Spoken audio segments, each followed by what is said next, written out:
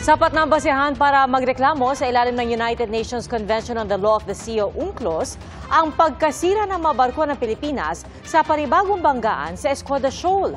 Ayon po yan kay retired Supreme Court Senior Associate Justice Antonio Carpio. Pinalalabas ng China na Pilipinas ang sadyang bumangga sa kanilang barko. Pero itinanggi yan ng PCG sa giit na nayupi at nabutas pa nga ang barko ng Pilipinas. Saksi, si Chino Gaston. Alas 3:30 ng madaling araw kanina, nagbanggaan sa Escoda Shoal ang barko ng Philippine Coast Guard at BRP Bagakay at ang China Coast Guard vessel 21551. Ipinost ng China Coast Guard ang video sa social messaging app. Sabi ng PCG, 2 beses binangga ng Chinese vessel ang BRP Bagakay. Ang China Coast Guard 3104 naman, binangga ang isa pang barko ng PCG na BRP Cape Engaño.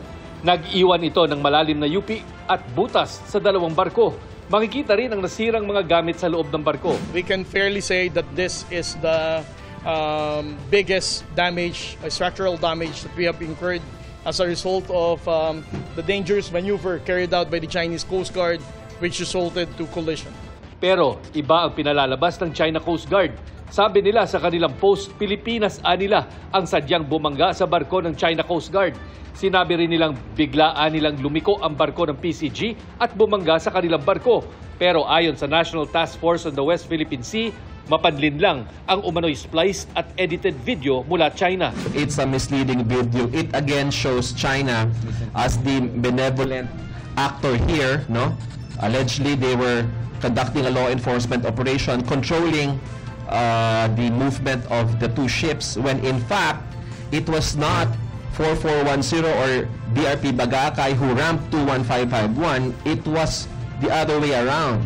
21551 in truth rammed our vessel BRP Bagakay 2 times. Ayon sa PCG, ang China Coast Guard 21551 ang ilang beses nang nagtangkang bumangga sa BRP Cabra sa Ayungin Shoal sa Setyembre noong nakaraang taon. Ito rin ang humabol-habol sa BFAR vessel na lumayag wala pang 1 buwan ang nakakaraan. Ang BRP Bagakay at BRP Cape Engaño bahagi ng rotation at reprovision mission sa Patag at Lawak Island sa West Philippine Sea. At kahit may sira, tumuloy pa rin ang mga ito sa kanilang misyon. Siguro iniisip nila na itong mga 44-meter vessels na to will be reinforcing the presence of Teresa Magbuanmo. Bago ang insidente, ipinotesta ng China ang pananatili sa Escoda Shoal ng BRP Teresa Magbanwa dahil panghihimasok daw ito sa anilang soberenya. Dumaan na raw ang China sa diplomatic channels para itigil ng Pilipinas ang panghihimasok daw natin at paalisin ang mga barko roon. Pero muling giit ni PCG spokesperson for the West Philippine Sea, Commodore J. Tariela, nasa exclusive economic zone ng Pilipinas ang Escoda Shoal kaya may karapatan ang mga barko ng PCG na manatili roon gaano man katagal at hindi raw kailangan ng permiso mula sa ibang bansa. Ayon kay retired Supreme Court Senior Associate Justice Antonio Carpio, ang pagkasira ng mga barko ng ating Coast Guard sapat na basehan para magreklamo sa ilalim ng United Nations Convention on the Laws of the Sea. The best thing, since Coast Guard is a civilian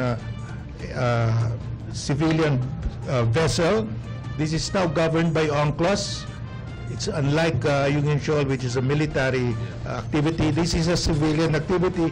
We can go to UNCLOS and sue China for damages, and the tribunal will reaffirm that that is part of the EEZ, and that will again debunk China's 10-dash line.